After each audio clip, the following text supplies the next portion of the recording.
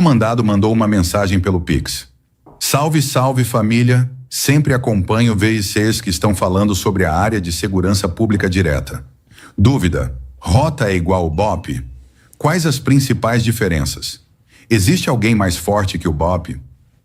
Bom, aí obviamente não viu o episódio com telhada, mas qual a diferença entre a rota não está para o BOP, na verdade o BOP está para outra polícia aqui de São Paulo. Aqui em São Paulo temos o BOP também, hoje chama BOP, Batalhão de Operações Especiais, que se assemelha mais, que o GAT e o COI, que fazem parte do BOP, que são tropas especializadas. O GAT possui sniper, enfim. GAT é civil? Não, o GAT é da Polícia Militar também. É um batalhão, é o 5º Batalhão de Choque. Tá. 4º Batalhão de Choque. Agora deu um branco. 4º Batalhão de Choque. Olha pra mim que eu não sei. Que é o COI e o GAT. Tá. Puta, deu um branco mesmo. Porque os caras vão me dar um pau lá, mano. Firmeza. Ainda bem que eu tô fora Corta essa parte aí. Tá. Nós temos 5 unidades de choque aqui no estado. 1º Batalhão de Polícia de Choque, Rota.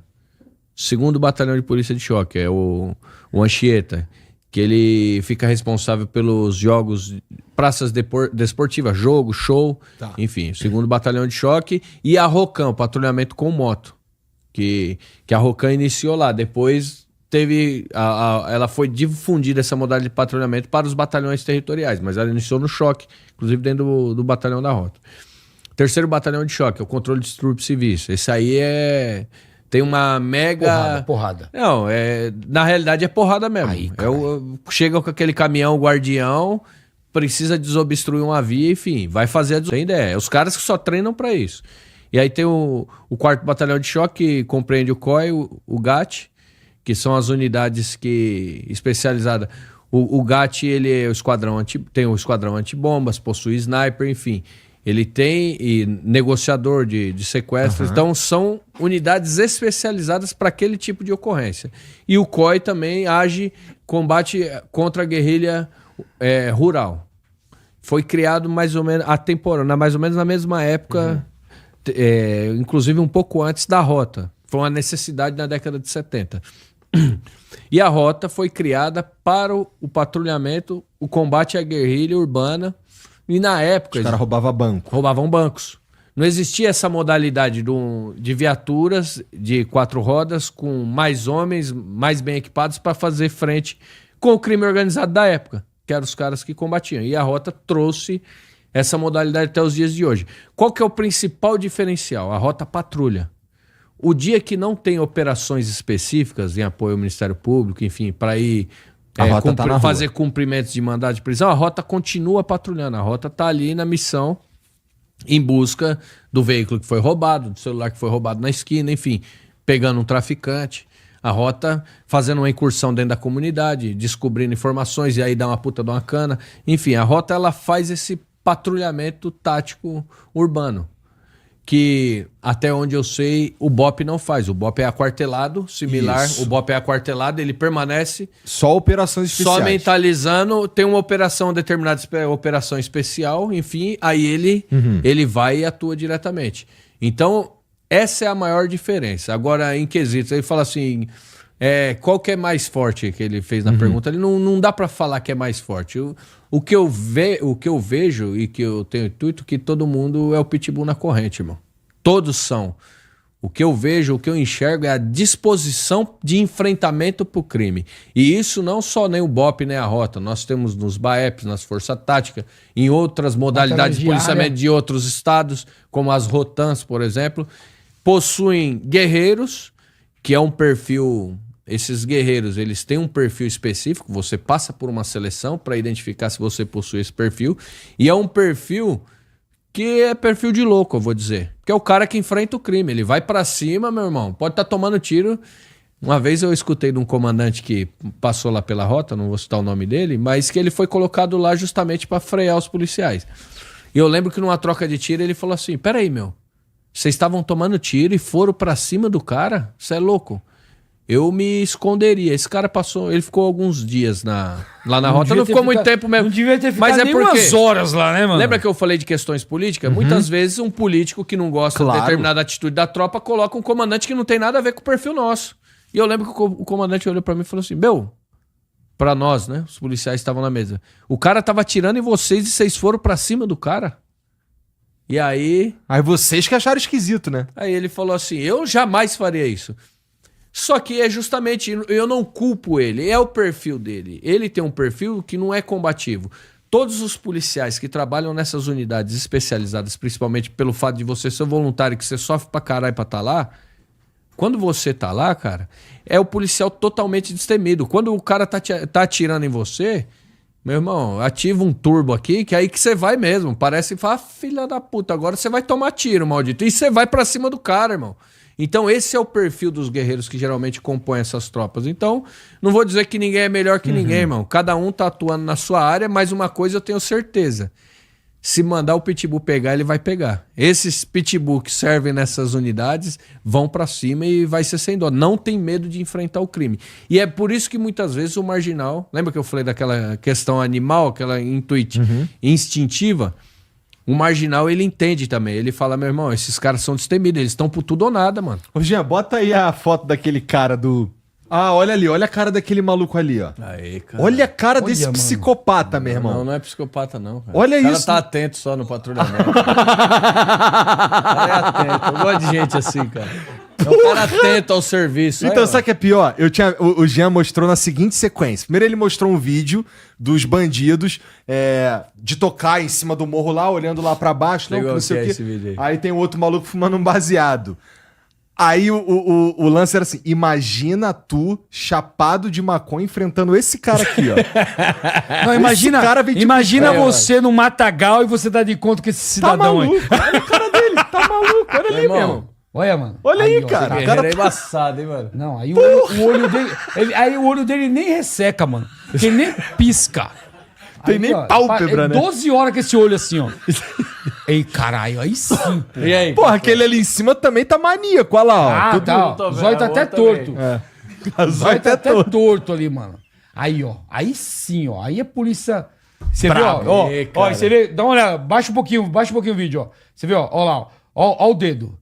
Procedimento, fora do gatilho, tá vendo? Isso. Procedimento. É um cara que tá ali louco pra arrebentar alguém, mas tá no procedimento. Agora, não tomou cuidado ali no Sutashi, né? Tá um A08 de cabeça pra baixo. Não é. Opa, ali. Abafa o caso.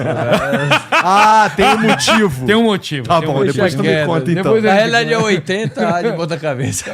Tá bom. Deixa eu ver aqui. Deixa eu ver quem que é aquele polícia. Deixa eu identificar aí. É mais difícil, né?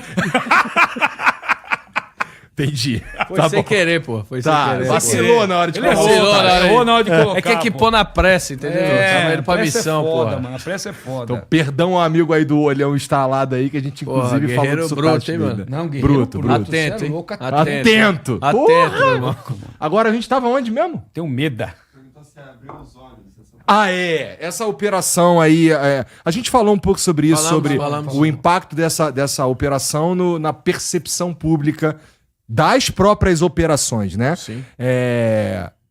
A população, além de ter aprovado, eu não sei, isso aqui não é dado, não é informação, mas eu escutei que os caras falaram, porra, um bagulho meio que o Castro falou, tinha que ter uma toda semana. Mas Toda é isso semana, mesmo. irmão. Mas não é dado, não é informação. Isso aqui eu Não é ouvi dos caras aí, informação, né? mas na realidade é a sensação que você tem quando você conversa com as pessoas na rua. Aham, é o que eu tô dizendo. Todo Isso mundo é o- fala isso. Isso é o que a unânime. maior parte das pessoas que entram em contato fala.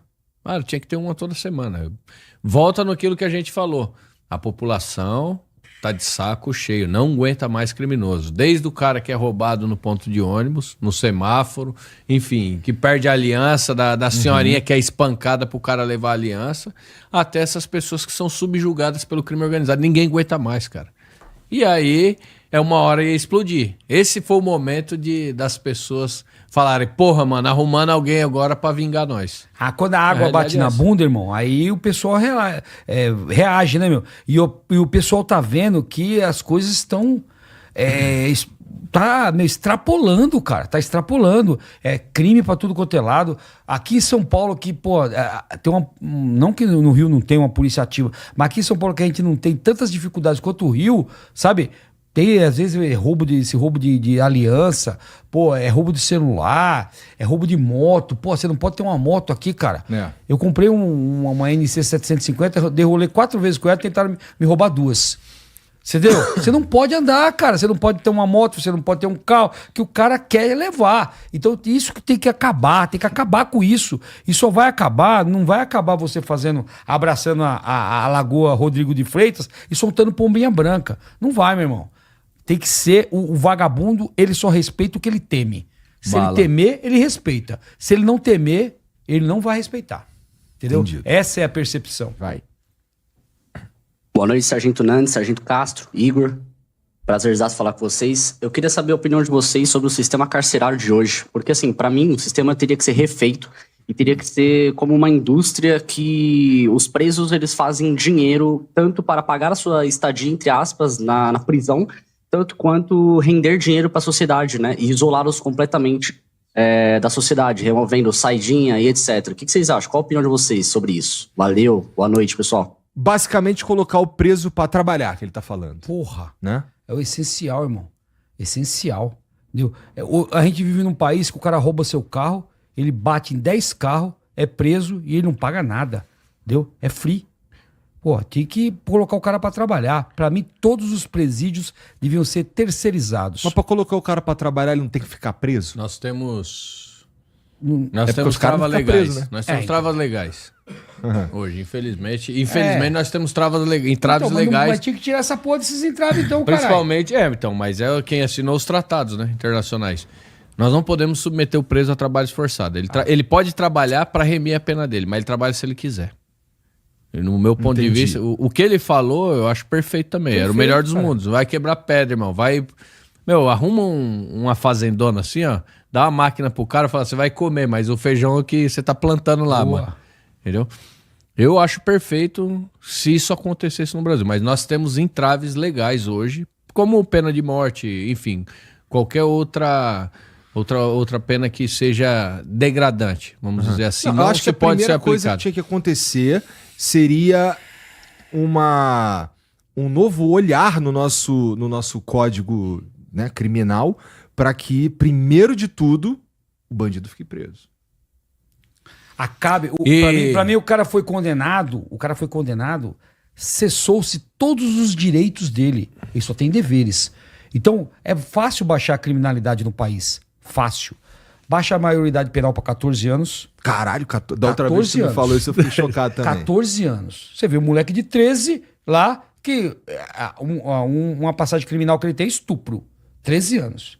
O moleque é pista quente. Então, baixa para 14 anos a maioridade penal. Segundo, o cara tem que perder... O cara foi condenado há 15 anos... Hoje, ele tem que ter certeza que ele só vai sair daqui da prisão em 2040. Certeza absoluta. Sem saidinha, sem visita íntima, sem nada. Ele vai estar na cadeia, já que não pode trabalhar, mas ele vai estar na cadeia, ele vai estar lá. A única coisa que ele vai ter direito é alimentação e só. Já era. Entendeu? E outra coisa, pegou o cara aqui, um ladrão aqui periculoso aqui de São Paulo, manda ele puxar a cana dele no Ceará. Pega o do Ceará e manda pra cá. Tira o cara da área de conforto dele. E vem os pessoal dos direitos humanos. Mas e a família dele? Foda-se. Eu não mandei ele roubar e dar trabalho pra família dele. Manda ele pra lá e acabou. E tira todos os direitos do cara. Ou só os mais perigosos? Não, você pode não, os mais perigosos. Os caras mais perigosos, entendeu? Os caras que se ele tiver aqui dentro da cadeia, ele vai ligar, vai mandar buiar o cara. Pega esse cara e manda ele lá pra casa do cacete. Tudo bem que ele vai ligar, mas já traz o lado dele. O cara sabe, porra, mano, eu vou ser preso aqui, os caras me mandar pra um presídio federal lá no Ceará, e minha família, minha visita, como é que vai ficar? Se vira, entendeu? Então que você tem que dificultar a vida do ladrão. Quanto mais você dificultar, melhor. Eu não quero ser desumano, não quero que o cara entre lá na cadeia e tome um pau todo dia. Mas ele sabe que ele vai ficar preso...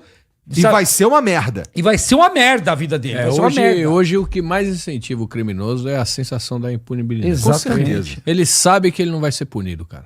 Ele fala, na moral. Porque... Não, os crimes evoluem, né, Nantes? Por exemplo, você estava falando no começo aí do lance do cara que pega o celular do outro e... Exato. Então, agora não tem mais sequestro. Não tem mais sequestro. Exatamente. Sequestro dá merda pra valer. Sequestro é um dos que dá merda, Que é um né? crime mais pesado. Isso. Exatamente. Os Então, caras migraram pra um crime ele mais pega o tranquilo. celular, coloca o celular na boca aqui, porque fica com a tela aberta, né? O cara coloca o celular na boca pra segurar a tela aberta. Ligada. E aí o cara vai e faz o que tem que fazer. Infelizmente, essa sensação o cara tem a certeza que ele não vai ser punido e que quando ele cair na cadeia vai ser muito tranquilo. O problema hoje que enfrentamos, que aí faltou completar na hora que eu tava falando do combate, né, do crime organizado, que é você sequestrar os bens, enfim, atuar na educação. E um dos pontos principais é mexer na legislação. Tá sendo feito, tá em estado avançado agora em Brasília, pelo menos com relação ao crime organizado. Tá, inclusive o secretário nosso de Segurança Pública, o Derrite, está pedindo afastamento para voltar, que ele é um dos relatores para implementar e colocar, categorizar as facções como terroristas. Isso é importante, porque são penas mais rígidas, penas maiores, muda na maneira do cumprimento da pena, e isso tem que acontecer. É óbvio que o que o Cássio está falando era meu sonho também. Foda-se, cata o ladrão, põe lá na cara do cara. Mas, infelizmente, nós temos grande parte da legislação que protege o marginal hoje. E não é simples de mudar, né, mano? A gente fala, mas você tem que convencer um congresso inteiro. Você tem que fazer, por exemplo, mesmo convencendo o congresso inteiro e sendo votado praticamente por unanimidade, a cassação da saidinha de presos, a gente não conseguiu colocar em prática ainda. Porque o judiciário entendeu que é só para os crimes que ocorrerem daqui para frente. Que a lei não retroage ela só retroage para beneficiar o réu e não para prejudicar.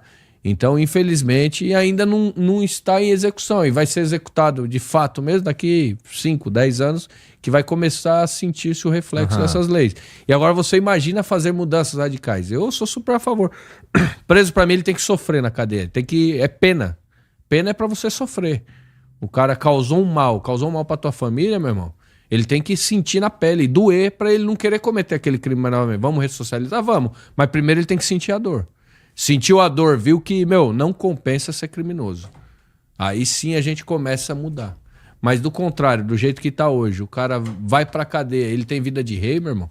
Enquanto a gente não mudar essa realidade, infelizmente, nós vamos continuar tendo problemas de reincidência. Do cara reincidir 10, 15 vezes. Então, que não é incomum, né? 86 vezes, igual teve aí, 86 vezes o juiz falou, não, vamos liberar aí que ele não causa nenhum problema para a sociedade. Só respondendo o colega, eu sou super a favor de penas como essa, mas acho que vamos demorar um pouquinho para ter essa realidade. Infelizmente. Infelizmente.